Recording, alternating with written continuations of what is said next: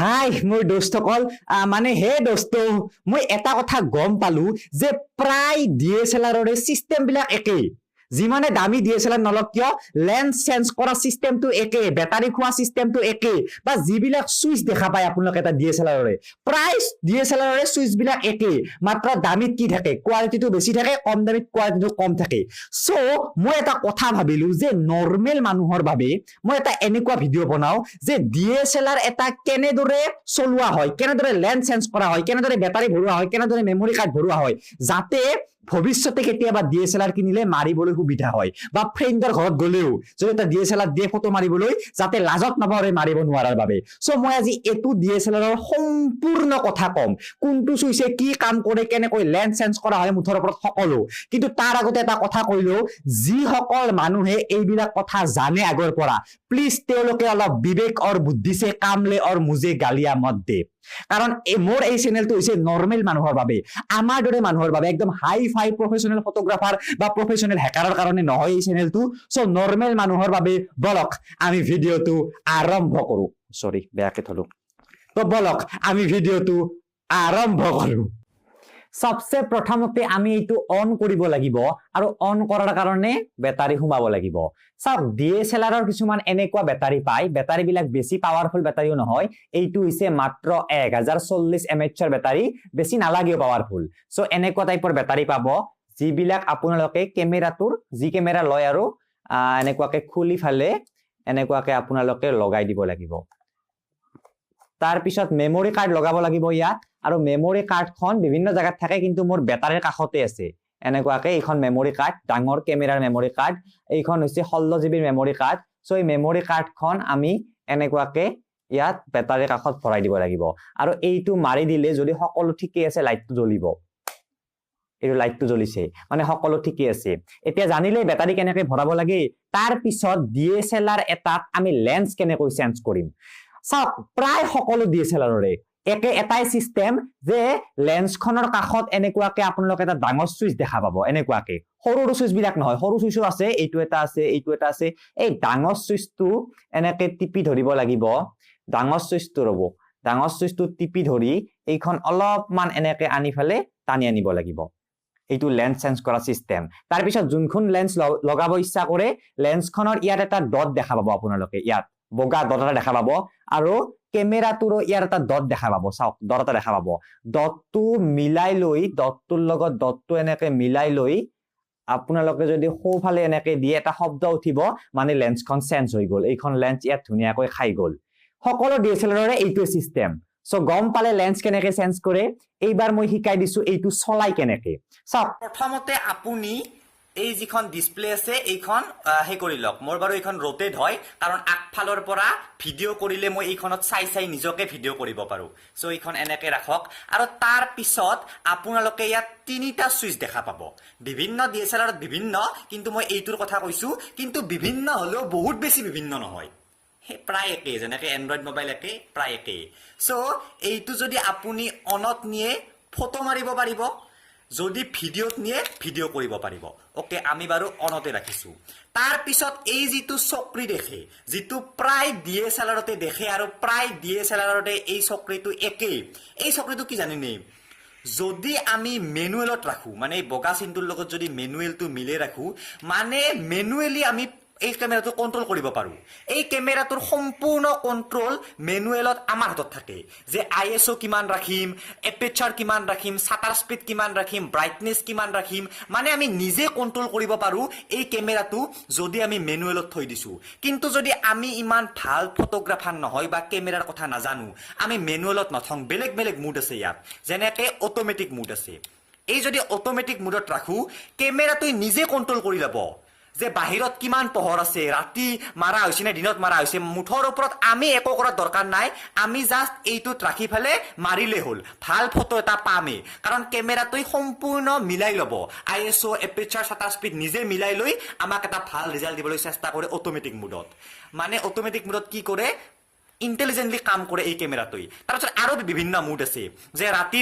মাৰাৰ কাৰণে মুড আছে ল্যান্ডস্কেপ মুড আছে পোৰ্ট্ৰেইট মুড আছে এপাৰচাৰ প্ৰায়োৰিটি মুড আছে এইবিলাক মুড বাৰু পিছত জানি যাব আপোনালোকে কিন্তু মেইন মুড হৈছে অটোমেটিক মোড আৰু মেনুৱেল মোড অটোমেটিকত কেমেৰাটো নিজে কন্ট্ৰোল কৰিব আৰু মেনুৱেলত তাক আমি কন্ট্ৰোল দিম তাৰ পাছত আছে আইএসও বটন আইএসও বটন মানে কি জানে আইএসও মানে কি জানে যদি নাজানে এইখিনিত ক্লিক কৰি এই ভিডিওটো চাব পাৰে সকলো জানি যাব তাৰ পাছত আছে ডিসপ্লে এইটো ক্লিক কৰি দিয়াৰ লগে লগে ডিসপ্লেখন জ্বলিব চাওক এই ডিসপ্লেখন জ্বলিব আৰু এইটো ক্লিক কৰি দিয়াৰ লগে লগে ডিসপ্লেখন নুমায়ো যাব এইটো ডিসপ্লে বটন আৰু এইটো হৈছে এটা চক্ৰী যেটোৰ দ্বাৰা আমি বস্তু কন্ট্ৰোল কৰিব পাৰো যে ভলিউম আপ ডাউন কৰিব পাৰো বা কিবা সেটিং মিলাই থাকিলে এইটোৰ দ্বাৰা ইফালে ইফালে নিব পৰা যায় সহজ বটন সো এইটো হৈছে শাটাৰ বটন মানে এইটোৰে আমি ফটো মাৰিব পাৰো আৰু এই ফটো মাৰতে ডাইৰেক্ট টিপি দিলে ফটোটো মাৰা নাখায় চাব এটা ফটো ধৰক প্ৰথমতে আপুনি কি কৰিব লাগিব এইটো হাফ প্ৰেছ কৰিব লাগিব আধা প্ৰেছ কৰিব লাগিব আৰু আধা মই এটা মাৰি দেখাই দিছো বাৰু ফটো আপোনালোকক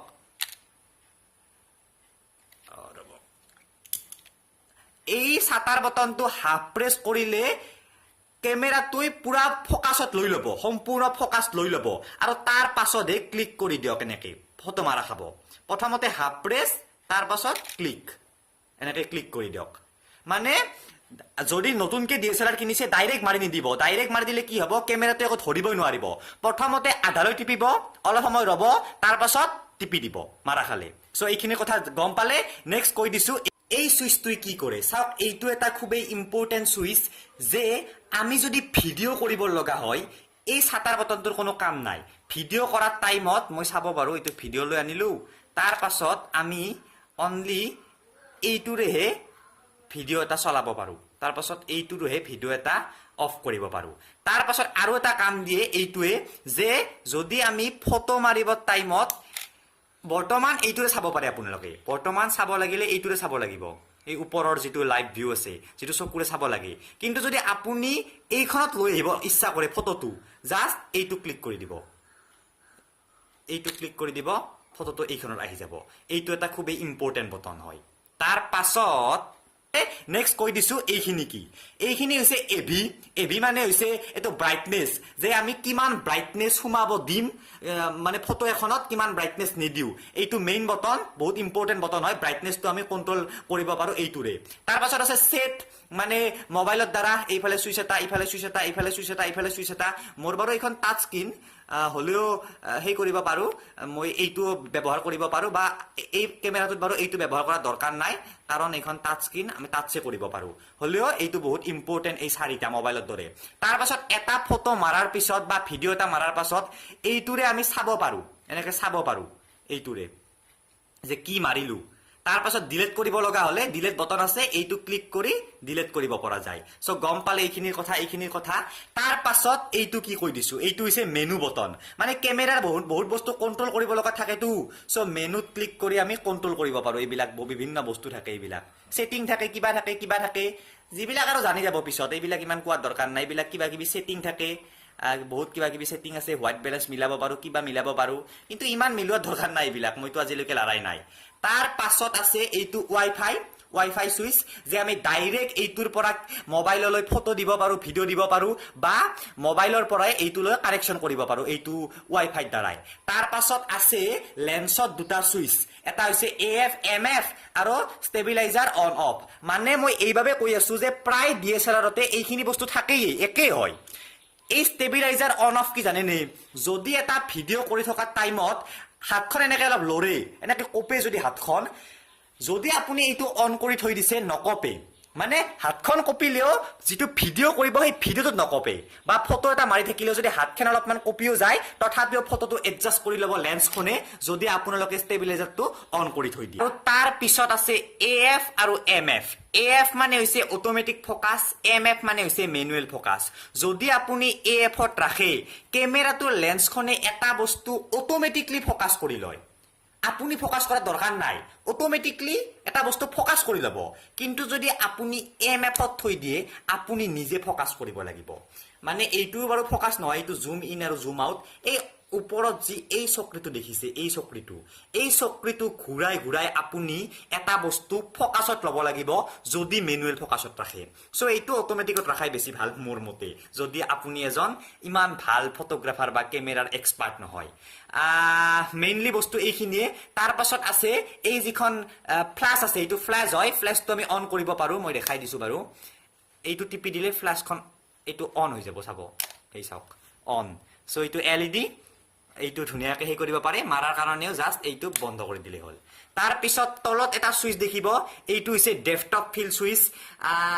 যদি মই কও যে আমি যি পিছফালটো ব্লাৰ কৰি দিও আগফালটো যি ফোকাসত লো সো কিমান কি ব্লাৰ কৰিব লাগে সো এইটো হৈছে ডেস্কটপ ফিল বটন মানে এইটোৰ দ্বাৰা আমি ডেস্কটপ ফিলটো চাব পাৰো জাস্ট ভিউ কৰিব পাৰো বেলেগো কৰিব নোৱাৰো ভিউ কৰিব পাৰো তাৰ পাছত এইটো আৰু কি আছে ওয়াইফাই তো মই কলুৱে সাউন্ড আছে যে এইটোত সাউন্ডো আছে ধুনিয়া সাউন্ড আছে এইটোত তাৰ পাছত ইনবিল্ট মাইক্ৰোফোন আছে এইফালেৰে ইনবিল্ট মাইক্ৰোফোন যদি আমি বেলেগ মাইক্ৰোফোন জেক নাই আৰু যদি মাইক্ৰোফোন জেক আছে এক্সট্ৰা ইয়াত লগাব লাগিব এইটো খুলি ফালে ইয়াত লগাব লাগিব এক্সট্ৰা মাইক্ৰোফোন জেক তাৰ পাছত ইয়াত আছে HDMI কেবল আৰু ব্লুটুথ কেবল ইয়াত এইবিলাক ভৰাব পৰা যায় HDMI আছে ব্লুটুথ আছে কিবা কিবি আছে এইটো আছে জুম ইন আৰু জুম আউট আৰু যেটো অটোমেটিক ফোকাস পয়েন্ট এই ফোকাস পয়েন্টটো মিলাব পৰা যায় এইটোৰ দ্বাৰাই তাৰ পাছত এইটো আছে আই ক্যাপ চকুৰে চাব পৰা যায় সকলো জানে ইমান কোৱাৰ প্ৰয়োজন নাই তাৰ পাছত এইফালেৰে এইটো হৈছে হেই ট্ৰাইপড সাইপড লগালে এনেকে ঘুৰাই লগাব লাগে তো মই ভাবু ক্যামেৰাৰ এইখিনি বেলেগ একো নাই আৰু যদি কিছুমান বস্তু কৰিব পৰা যায় মই দেখাই দিছো ধৰক মই দেখাই দিছো এইটোৱে ধৰক এৰ এটা বস্তু আছে এইটো যদি মই ইয়াত ক্লিক কৰি দিও এইটো ফোকাসত লৈ লব পিছফালটো ক্লিয়াৰ কৰি দিলে পিছফালটো ফোকাসত লৈ লব সো মানে টাচ স্ক্ৰিনটো আমি যে যত ক্লিক কৰি দিও সেইটো ফোকাসত লৈ লয় সো এনেকৈ কিছুমান সিস্টেমত মিলাব পৰা যায় মই ভাবু নৰমাল মানুহে কিছু জানিলে DSLR বিষয়ে ওকে হেখত বাৰো আৰু DSLR বিষয়ে জানিব লগা কেইটামান কথা কৈ দিছো যে ইয়াক চাৰ্জ কেনেকে দিব চাওক চাৰ্জ দিয়াৰ কাৰণে এইটো বেটাৰী আপোনালোকে এনেকুৱা টাইপৰ এডাল চাৰ্জাৰ পাব এই চাৰ্জাৰডালত কি কৰিব লাগিব বেটাৰীটো এনেকে হুমাব লাগিব এনেকে বেটাৰীটো হুমাব লাগিব চাৰ্জত দিব লাগিব দুটা লাইট আছে চাৰ্জিং হৈ থাকিলে এইটো লাইট জ্বলিব আৰু ফুল চাৰ্জ হলে এইটো লাইট জ্বলিব সো বেছি টাইম নালাগে চাৰ্জ হতে 1.5 ঘণ্টা মানৰ ভিতৰত বেটাৰীটো ধুনিয়াকৈ চাৰ্জ হৈ যায় তাৰ পাছত যদি আপোনালোকে DSLR কিনে এনেকুৱা টাইপৰ ক্লিনিং টুল এটা কিনিবলৈ নিশ্চয় নাপাহৰিব কাৰণ DSLR টো মাজে মাজে ক্লিন কৰি থাকিব লগা হয় 300-400 টকাত পাই যায় আৰু অনলাইন ইয়াত কি থাকিব এটা এনেকুৱা টাইপৰ হে থাকিব ক্লিন কৰাৰ কাৰণে এনেকুৱা টাইপৰ মানে বহুত স্পিডত হাৱা মাৰে সো সেন্সৰখন ক্লিন কৰিবলৈ আমি এনেকৈ ক্লিন কৰিব পাৰো বা DSLR টোৰে কিছুমান বস্তু আমি এনেকৈ ক্লিন কৰিব পাৰো তাৰ পাছত এনেকুৱাকে এটা অয়েল থাকিব যেটো অয়েলৰ সহায়ত মানে বডিটো ক্লিন কৰিব পৰা যায় ব্ৰাছ থাকে এডাল খুবে সফট ব্ৰাছ যেটাৰ সহায়ত কিছুমান বস্তু ক্লিন কৰিব পৰা যায় আৰু এখন কাপোৰ থাকে সো এইখিনি বস্তু কিনি লবলৈ নাপাহৰিব যদি এটা DSLR কিনে আৰু হেখত মই কৈ দিছো মই যে DSLR ত ভিডিও বনাও কেনেকৈ আপলোড দিও বাৰু সব তাৰ কাৰণে মেমৰিখন উলিয়াই এনেকুৱা টাইপৰ মোৰ এডাল OTG আছে ইয়াত কি কৰো এনেকুৱা যেটো হেই আছে কাৰ্ড ৰিডাৰ ইয়াত ভৰাও এনেকে এইটোত মানে হেই কৰো তাৰ পিছত মোবাইলত এনেকে হুমাই দি ফেলে তাত নি ফেলে অলপমান মানে হেই কৰিব লগা থাকে এডিট কৰিব লগা থাকে কাৰণ যদি মই এটা 5 মিনিটৰ ভিডিও বনাও 1000 MB মিন হয় সো অলপমান ডাউন কৰি দিও কোৱালিটিটো আৰু আপলোড দিও এইখিনিয়ে সো যদি ভিডিওটো ভাল লাগিল আৰু অলপ কিবা বুজিলে শিকিলে জানিলে বুলি ভাবি DSLR বিষয় মোৰ ভিডিওটো লাইক কৰক DSLR প্ৰেমী সকললৈ এই ভিডিওটো শেয়াৰ কৰি দিয়ক আৰু যদি কিবা ভুল ভ্ৰান্তি হৈছে ক্ষমাও কৰক সালা DSLR বিষয়ে জ্ঞান দি আছো সিদিনাক গেলে মই একো নাজানিছিলো সৰি জ্ঞান দিয়া নাই একচুয়ালি আলোচনাই কৰি আছো বেয়া চেয়া নাপাব ফটো এটা মাৰো দিয়ক